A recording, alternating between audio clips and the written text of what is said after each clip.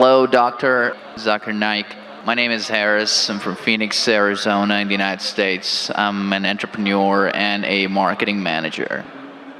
Two of my friends in America have converted watching YouTube videos of you. One of them a Christian, one of them an atheist. One of my friends presented me with how to deal with an atheist DVD of yours, which I did watch. But that didn't answer my question. And I've asked this question to a lot of people with no satisfactory answers, a lot of intelligent people. Of all the scholars that I've ever watched on YouTube, in my opinion, you are the most rational, logical, easy to understand kind of scholar that I've ever come across in my life. And it is really important that this question is answered because I've never had a satisfactory answer for this question. My question is like a coin with two sides. The first side of it is this, and this is the question. I'm somewhere between an atheist and agnostic. I'm not sure where. God has created this entire universe, and the Quran speaks a lot about how it has taken so many days and mountains and this and that, and life is going to be a test and whatnot. My question is, way before God decided to create this entire universe, before he decided to put human beings, before he decided to send Prophet Muhammad or Adam and Eve, way before he even planned about doing any of this, he knew the end result of it. He knows in the end he will be disappointed by certain people and he will throw them in hellfire. He knows they will be burning. He knows they'll be tortured, and that is when they'll be repenting for what they've done. Way before he created the entire universe, he knows the outcome is gonna be bad. It may be good for certain people who are in heaven, but he knows that he can save those people from being in hell. Way before he even decided to go ahead with the creation. Yet he decides to go ahead with it, with all his godly logic. Why would he want to do that? The question, if I can just put it in this manner, how can God be so sadistic that he would actually go ahead with a plan which he knows is going to end up in that manner? That's the first side of the coin. The second side of the coin is, for some reason, if I believe that, okay, God is almighty and he understands everything is great, God is great. Why is God insisting in the Quran that look at the mountains, look at the protons, the electrons, this and that, everything is so synchronized, how amazing I am. Why is he forcing us to find his creation amazing when it is a piece of cake for God? I mean, he just had to say kun and it was done. Then why is it a big deal if God has made this entire universe which is so amazing? Because for God it's nothing. So I should not be really amazed at his creation. He can do much more than this. So I do not understand why he wants us to respect what he's done or find it amazing what he has done. The brother asked a very good question and a very intellectual question. It's a very good question. And he has seen some of my tapes on YouTube, even of atheism. And this question that is troubling him, he hasn't got the answer to. The brother asked the question that Almighty God knows everything before he created the heaven and the earth, before he created human being. Even if one person goes to he could avoid that. Hell, he could have avoided that. I mean, he could avoid being disappointed. Of course. I'll reply. The brother said, even if one person goes to hell, it is as though God would be disappointed. Now coming to your question, I started a school. And you may have heard Islamic International School. If a teacher takes an examination, if she is just, while she is giving the examination, she writes in the maths paper 2 plus 2 is equal to how much? The student in front of her or him, the teacher, writes 5. She can very well tell the student, change 5 to 4. Would it be just on the teacher during the test and examination to correct a student who's writing a wrong answer? Right, but if she has an option that the student doesn't need to do any of that and still No, I'm asking you a simple question. I'm asking you a simple question. The teacher has given the question paper. Right. All the students were informed about it. You're right. For that particular situation, For that particular situation, the teacher can tell, dear student, change 5 to 4. What will the other students think about? Unjust. But God can be just at the same time. He can create a completely different condition. He doesn't have to go ahead with that situation. He's not bound by any situation. Brother is saying Almighty God can create something which is perfect and will not make mistake, correct? That Right. God has already done. He created the angels. God Right. created the angels. The angel never go against any commandment of God. But human being is a better creation than angel. The angels have got no free will of their own. If you have heard my tapes, if you have not heard, I'll tell you now. The angels are a creation of Almighty God, but not the best creation. Almighty God created the human beings. The human beings have a free will to go against God or to follow God. If you have chosen to be a human being, if you disobey His commandments, you go to hell. If you obey His commandments, you're superior than the angel. Because the angel doesn't have a free will of his own, then he follows God. It's nothing great. The human beings are the better creation of Almighty God. Almighty God has given a free will. That's a different question that Almighty God knows. Because He has ilm-e-ghaib, He has knowledge of the future. He is more superior. So He has created such a creation which has a free will. The fault is of human being, not God. No, but God has created us with that fault, and He knows He can Not avoid fault, that. not fault. It's not fault, brother. It is free will. Why is He giving us a free will when He knows He's going to eventually put these many people in hell? Why is He doing something? That is a different creation. Like, would you want to create something which can think on its own, or would Why you want would to? someone so compassionate can That, also brother, be that's what sadistic I at tell the you. same time? What you want, God has already created an angel. I'm asking you, which is better? An angel following Almighty God or a human being following Almighty God? Which is better?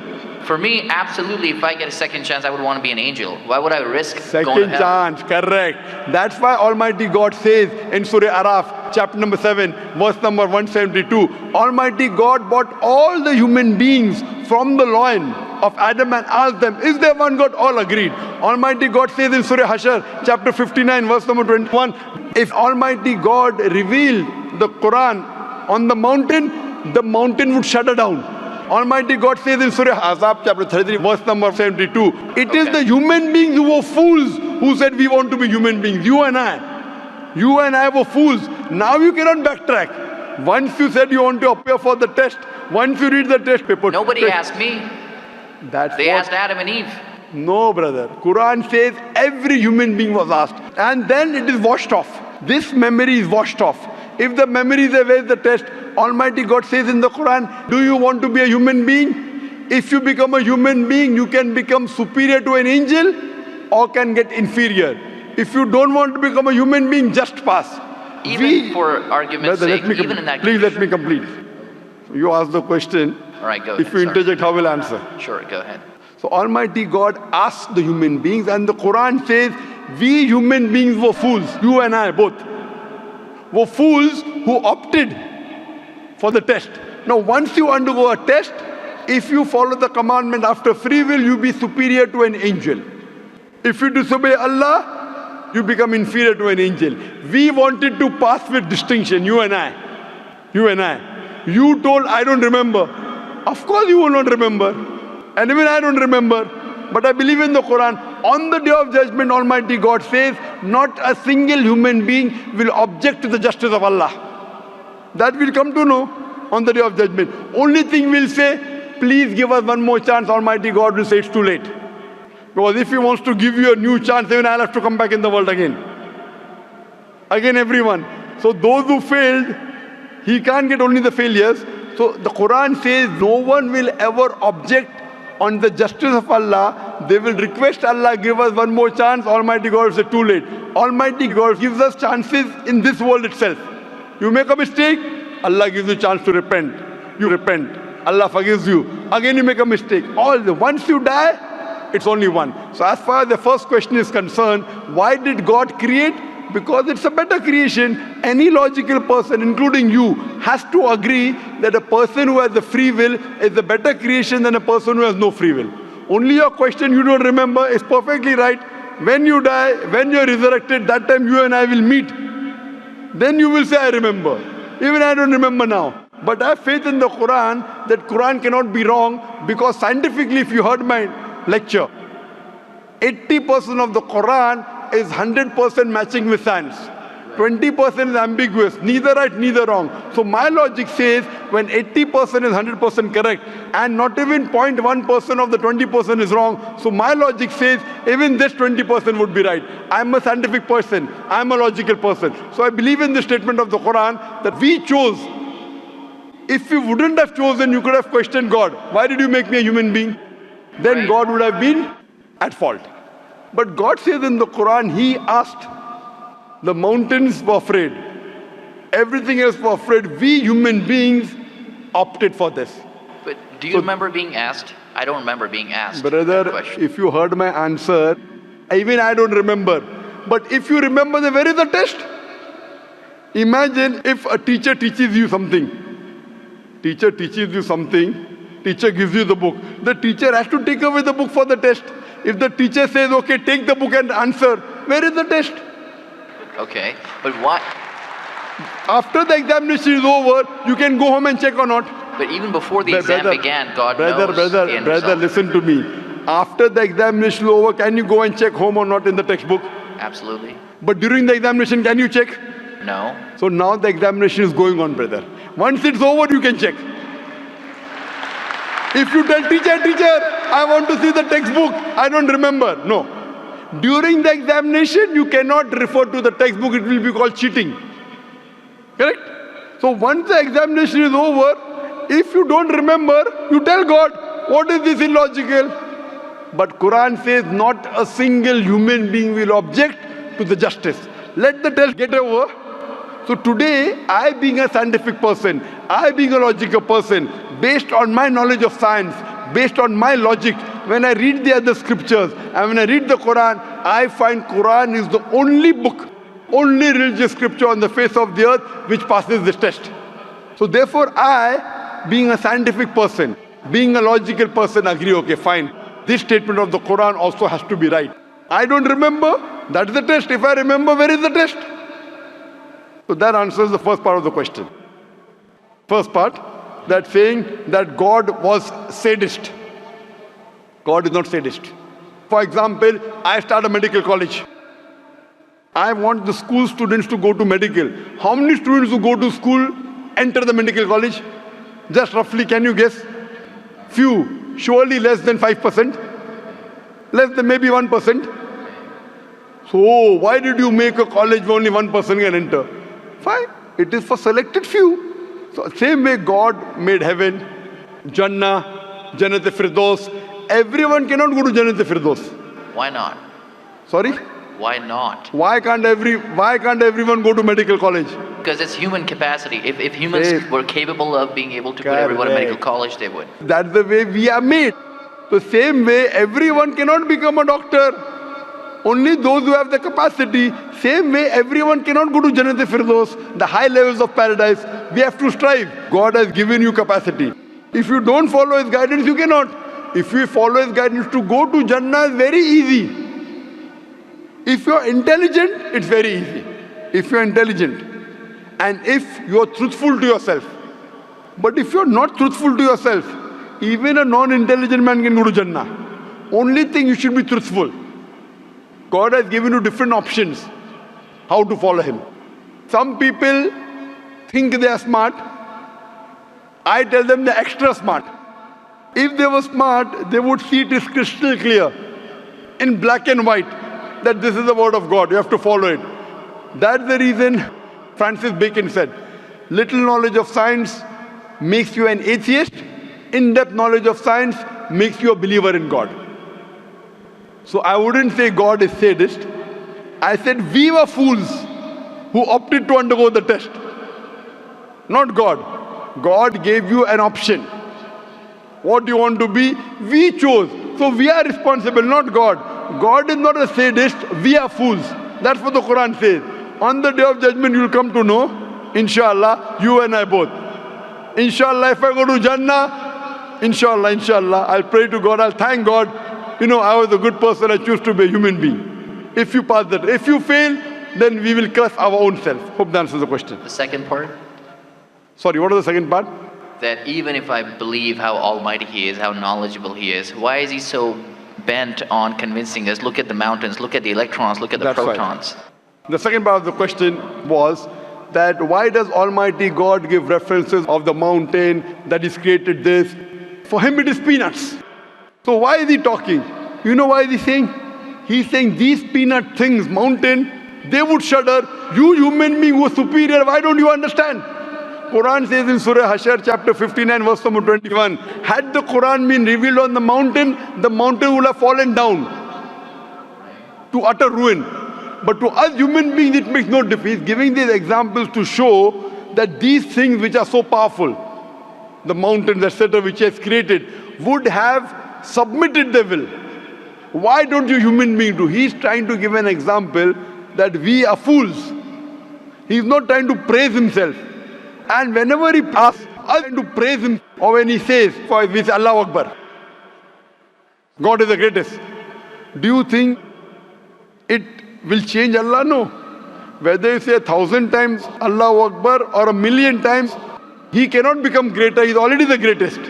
The reason we say these things is because it is our human mentality, our human nature, that we follow the people who are famous, we follow the people who we praise. For example, your mother has a heart attack. There is an unknown person on the street who gives you the treatment. And you heard that the best heart specialist in the world is Dr. X. Now, will you follow Dr. X's advice or the person on the street who you don't know? Dr. X. Why?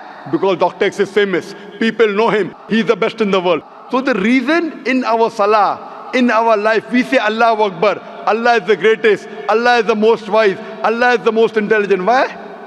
If we say that, it doesn't benefit Allah. It benefits us. That if we praise Him, we follow Him. If we follow, we go to Jannah. To Allah, it makes no difference. Therefore, Allah says, will you not then believe? Will you not then understand? That means the Quran is revealed to the people for understanding. So He's giving this example not to make Himself great. He's already the greatest.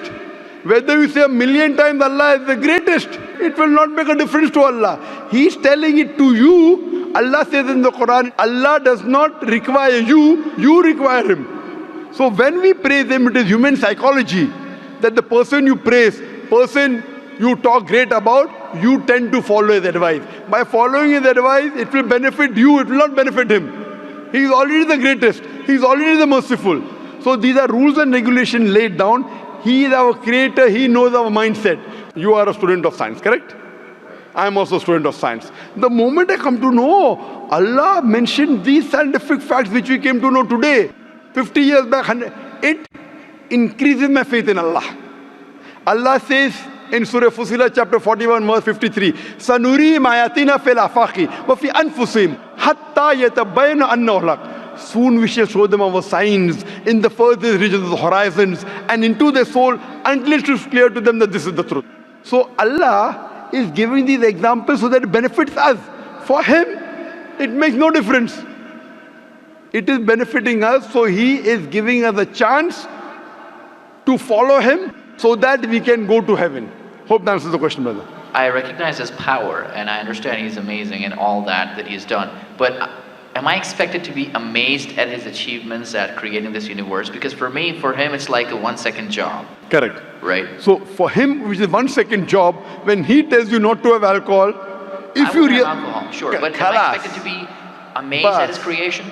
No, see, the thing is that He is not there to prove Himself better. If you believe that for Him it is peanuts, so will a person lie? No. So if He says don't have alcohol, you will not question Him. No. Don't have pork, you will not question Him. Yeah, but I'm not amazed at His creation because for Him it's nothing. Compared to us, it's amazing. For Him, it's nothing. Right. But compared to us, a person who can create the universe, when He tells me not to have alcohol, I immediately follow. Sure, I don't mind following Him, but do I have to be amazed at His creation, as is said in the Quran? See, as you asked me the question, should I be amazed at the creation? Right. I would say, if I believe human being is a better creation, then yes, I'm amazed, and then I say, Alhamdulillah, He has made me better than that. So if I'm amazed, He made the mountains, He made the stars, He made the sun, but He made Zakir Naik also. He made a human being. and we are the best of creation. So he gives these examples so that we realize what benefit he has given to us, all the favors he has given to us. Talking about the science, talking about the protons, talking about the mountains. Finally, he says human beings are the best creation. So in comparison, we have to agree that our Creator has created this human body, the molecules, the DNA, the complex thing, which can never come by chance. So in this way, we are amazed at the creation of the human being. And then we submit to him. If you are not amazed, only by being amazed, we submit that he is our Creator, he is worth worshipping. No one else can do that. This is so that we worship him and we pass the test and we go to paradise. Hope that answers the question. If Bill Gates gives me $100, should I be amazed that he has given me that money? I believe that the question has been answered, and unfortunately we are very constricted for time. You are welcome to come back tomorrow, inshallah. As with all of the brothers and sisters, we have come to the end of tonight's session, so please a very big thank you.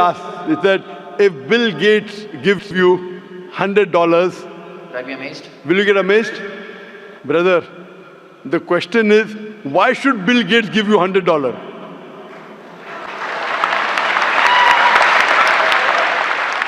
If you tell me a Tom, Dick and Harry gives you $100, nothing to be amazed. Bill Gates gave me $100. It's something that he gave you. Why did he give you? Why not somebody else? Why? The question is, why did he give you is the question. Okay. If some Tom, Dick and Harry gives you, if a man on the street gave you $100, Bill Gates. Got it. You got it, The no? answer. Got it. I got that. So now you're convinced, huh? Yes, absolutely. That is the answer. So inshallah, I hope that we'll come closer to Islam. So I should not be amazed at the fact that he's given me the money. I should be amazed it's him who's giving the money. Alhamdulillah. Got it. So it was worth the time extending. Alhamdulillah.